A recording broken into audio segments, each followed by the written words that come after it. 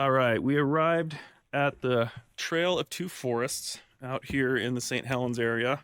This interpretive site is famous because there was a lot of lava activity here, and what happened was these trees that were standing got knocked down. The lava went through them, but their bark remained, and they create these cool lava tubes. And so I'm about to go in one. All right, we're heading down.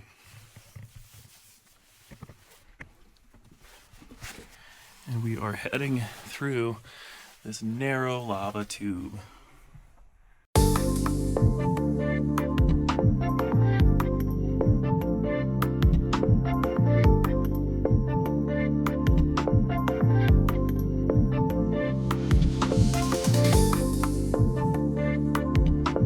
Woo!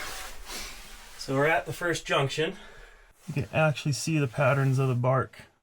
Looks like the next part of this I can probably even do possibly standing up. For the second half of this thing, we're going to try to duck walk a little bit. Ouch. Alright, gonna have to crawl the rest of the way.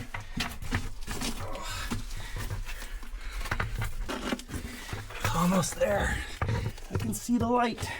Oh my goodness. How about that? Woo!